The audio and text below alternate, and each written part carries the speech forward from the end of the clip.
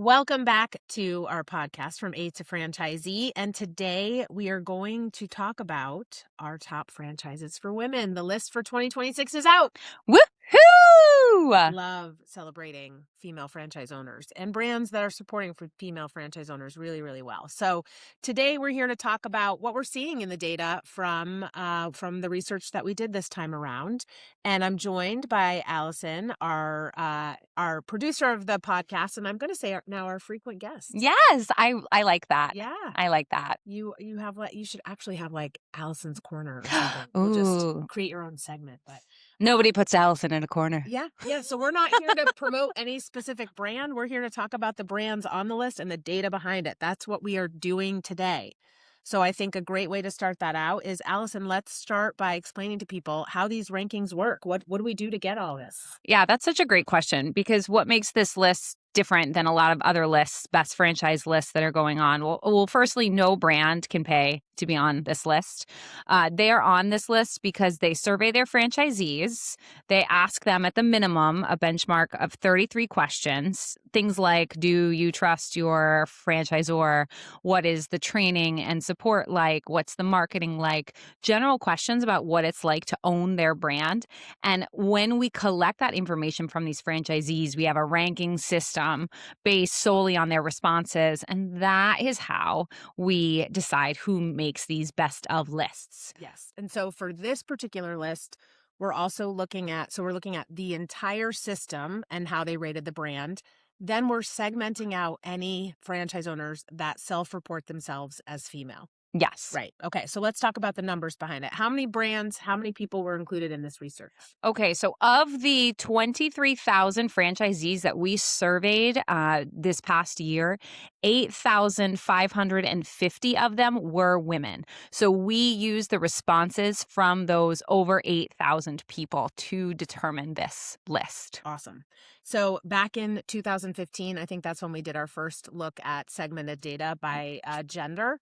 And back in 2015, we were at 28% of the franchisees that took our survey were female. And now we're up to 32% of the population we survey. So a little bit of improvement. Definitely. We're seeing more women get involved. That's great. Okay. What else are some things that stood out from this year's data when we look at it? Okay. So, 63% of the women surveyed are single unit operators, which means that they own just one franchise territory or location.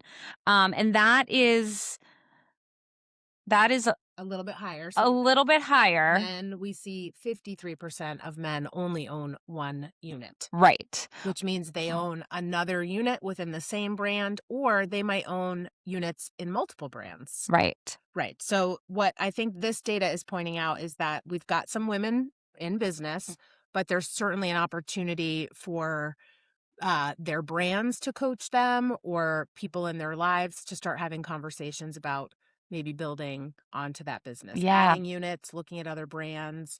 But it also might be, so it could be, which is what I'm guessing, is just they haven't really encouraged themselves to think about that. Right. Or their current business could really just fit their lifestyle at the point they're at in their life. Totally. I think that's a really good point.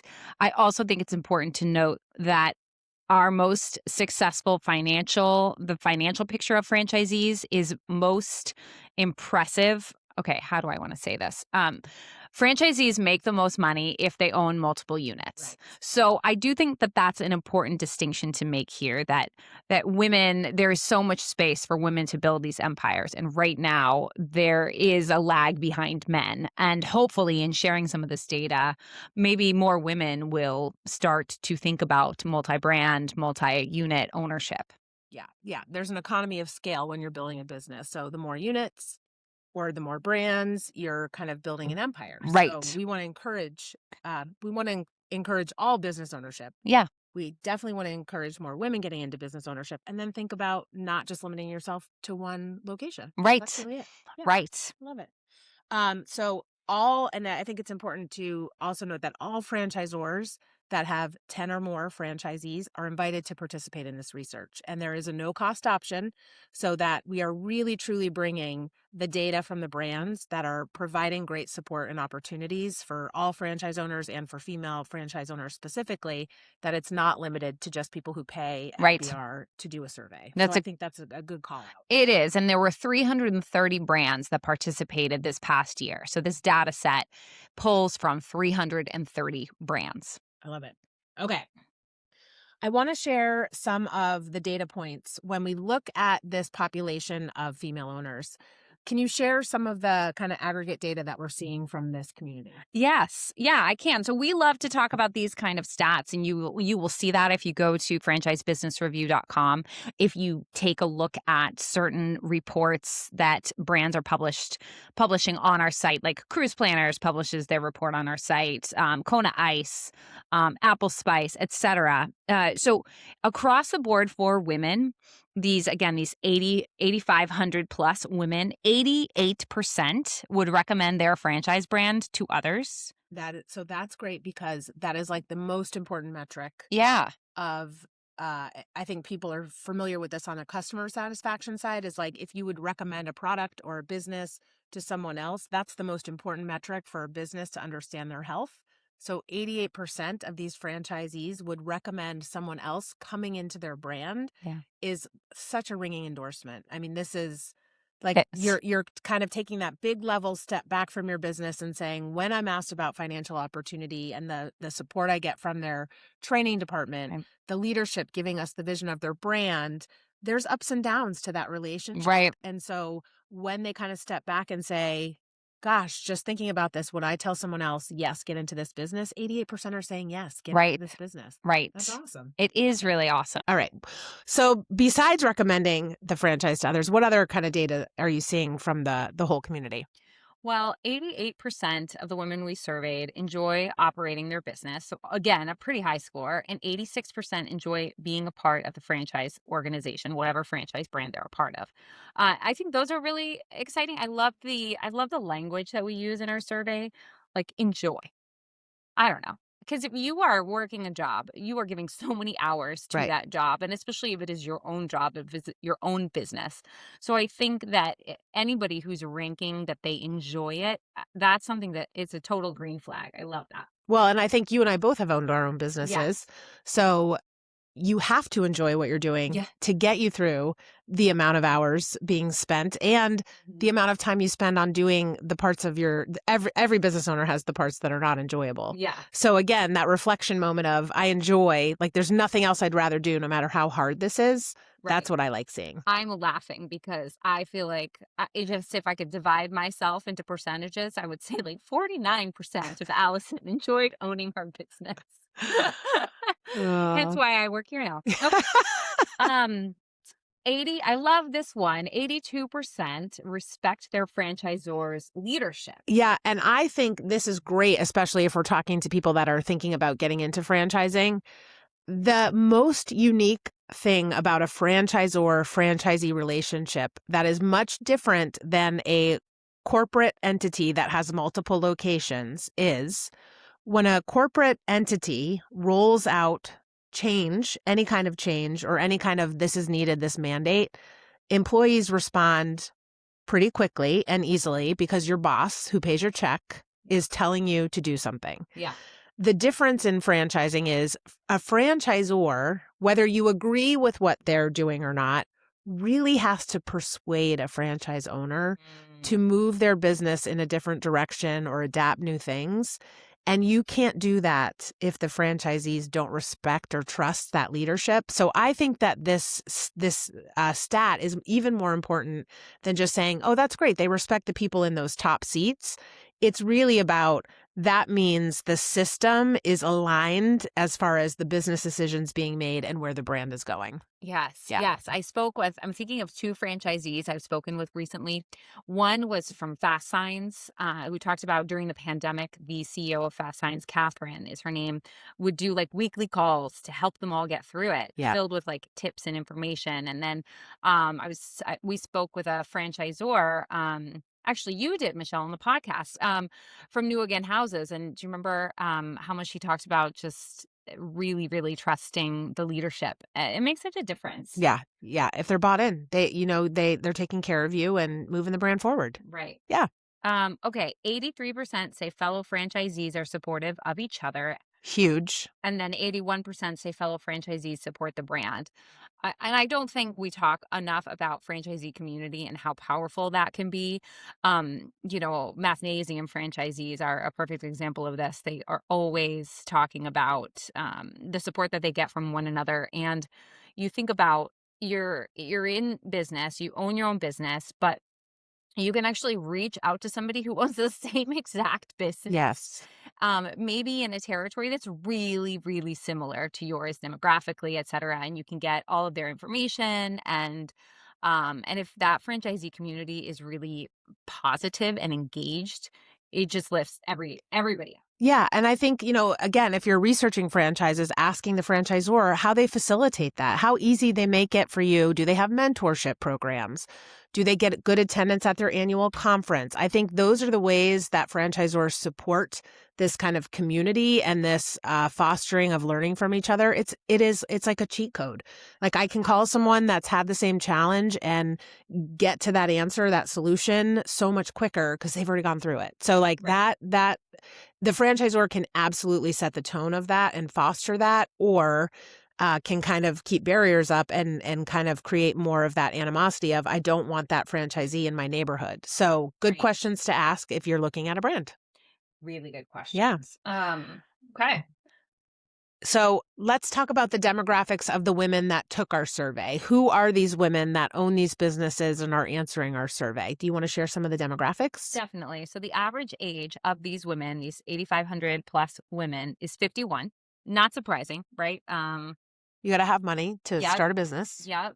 And you might be kind of past that crazy point if you're somebody who's had children, you're past that point of having really small children that require a lot of time. Let's hope for these women Yeah. at 51. They are not rearing little ones. I know. And then the average length that they've been in business is 7 years. Love that. And There's some crazy stat. Maybe we can find it and drop it. There's some crazy stat around the financials, the number of businesses that cross $1 million threshold. It's very, very small. And there's also another stat that's around the average business that doesn't make it past 5 years.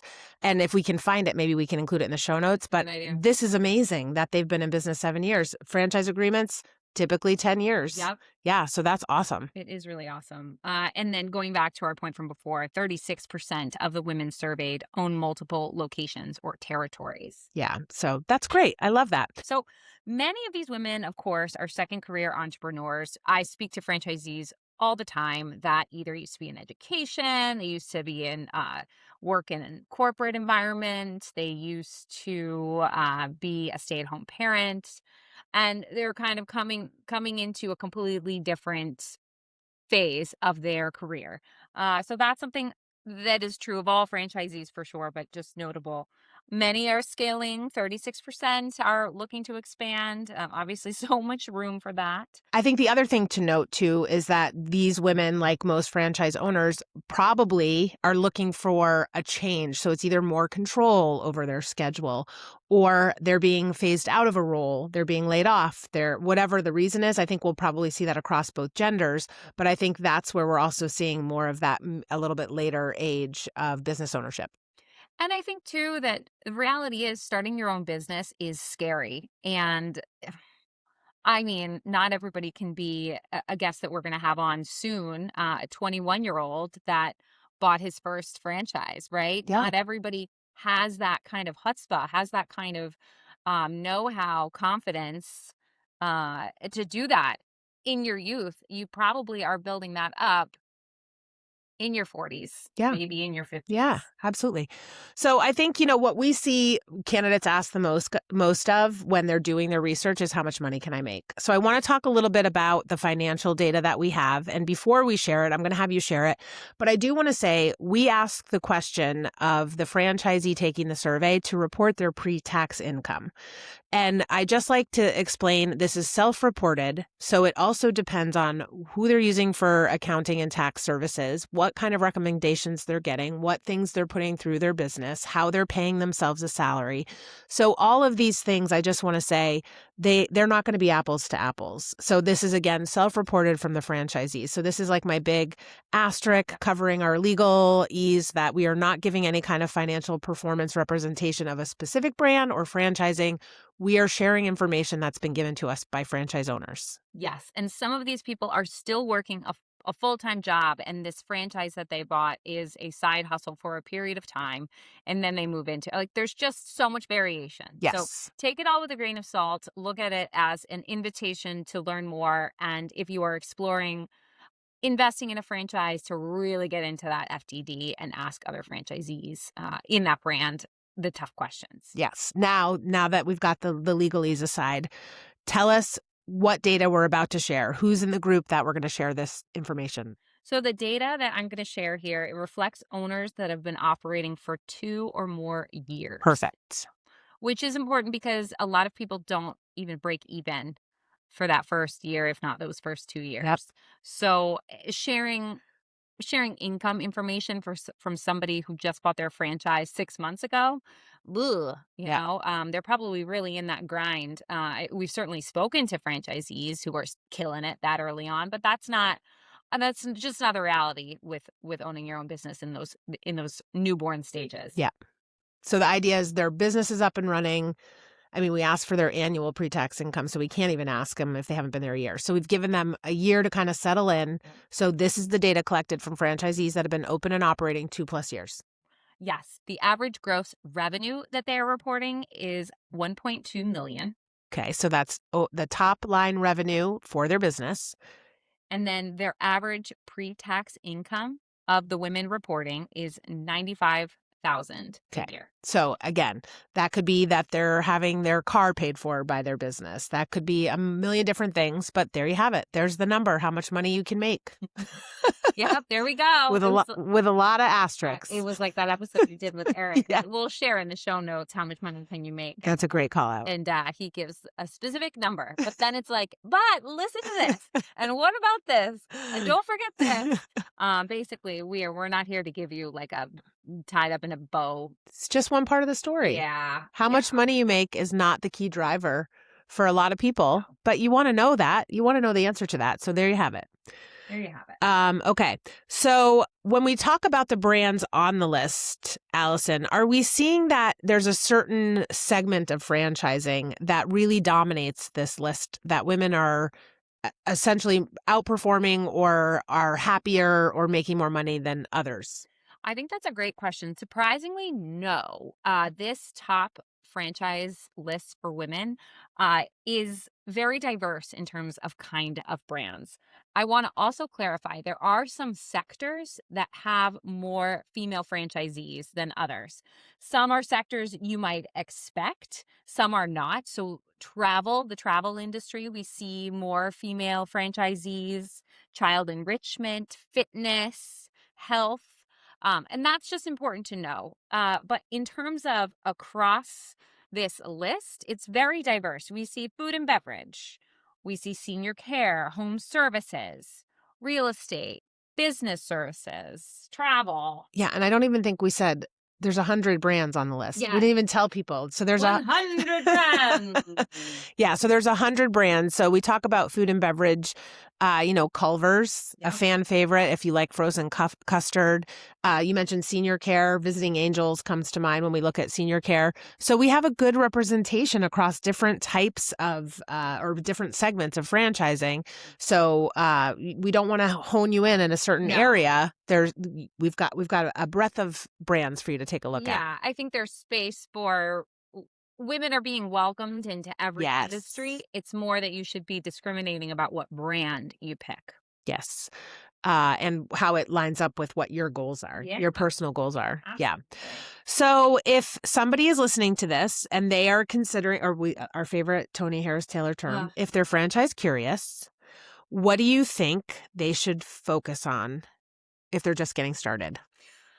Great question. So I think a lot of times people might be drawn to a certain brand. Maybe it's something simple like the logo is really catchy or what they sell is really enticing. But I actually think you need to look beyond that. You need to ask things like, are the franchisees happy? Meh, right? Like, do people actually enjoy? Like, yeah, maybe you're selling the most amazing product, but all the franchisees are miserable. Don't be a part of that brand, right? And you should ask them if they respect their leadership. As Michelle mentioned, as you mentioned, Michelle, trusting the franchisor is really critical. I agree. Yeah, I mean, you are your own boss, but you also really need to have a connection with corporate because they make some big decisions for your business. Yeah. I would also talk to the operations team, the people that are going to be supporting you to understand. And we're not saying that if you talk to someone and they're like, sometimes we don't always agree, that that's a red flag, because it is true. These people work for the corporate office. You're not going to always have the same goals, and your satisfaction could go up and down depending on what they're asking you to do. But you have to generally understand that they're there to make you success, to support your success, because if you're not successful, they won't be successful. Yeah. So I think it's great to ask questions like, when there's not alignment or when a franchisee really is unhappy, how do you guys work through it? Ask those questions. They shouldn't be afraid to tell you, if they're telling you we're just always this great cult of happy people walking around, and it's not very believable. So asking about how they work through those hard times, what kind of support they get if businesses are struggling. I think those are good questions to ask to understand, would you work well with this person even if you don't see eye to eye? Do you believe that they have your best interest in mind as they make decisions for the whole brand? You're in charge of your four walls, what's happening in your community and your business, but this corporate team has a much wider lens, and their job is to make sure that your brand is the best value when you want to exit and you want to sell it. That's really their job, right? Yes. Yeah. Yeah. Yeah. You have to think about that. Yeah. And I do go back to that recommend question. I think when you reflect on your 7 years in a brand, that you would still recommend it to others, that's a really telling sign that highs, lows, successes, failures, that they're telling someone else that they would do it again, or they would recommend someone else to join that system. I think that's really telling of the strength of the brand. Hmm. Yeah. Agreed. We talk so much about satisfaction, right? Are you satisfied? Not like, are you always happy? But are you satisfied? And what does that look like? And that's what we measure. That's what our data shows. Yeah. So if you're researching a brand, I think we say this in most episodes, the two things that I think are the most important is franchisee feedback, satisfaction, engagement, and unit profitability. So doing your homework to look at those things, that is your best foundation, and then figuring out the right brand for your goals, your lifestyle. We have lots of content to try and help you hone in on that. But let's talk about, Allison, why does this list matter in 2026 specifically? It's a big question. I mean, I do think more women are exploring business ownership. I think it's a great way to take control of your financial future. I think women are wanting to be more self-determining. Um, I think franchising in general is a really great way to own your own business. There are so many. I mean, I know that this list is about the best franchises for women, but there's also a list that we have that talks about recession resistant franchises. And those are just worth talking about because these are businesses that are long lasting, that no matter the economy, they're going to be necessary. People are going to count on them. And I think women should think about that. Women are, in general, I think we're pretty practical, Yeah. right? Yeah.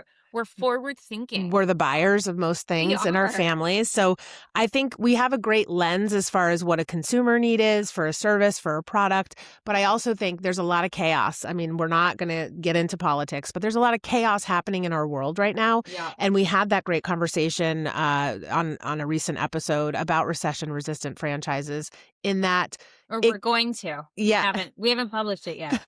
We're going to have a great conversation about recession-resistant franchises. But I think, that you can be hung up on now's not the right time Yeah. because it's unstable of what's happening in the economy, because money costs more money. I mean, it It does. Money does. costs more money right now. Ugh. But it was a great conversation because just the idea of this is big picture. So Yeah. if this is your dream, don't get scared away by what's happening around you.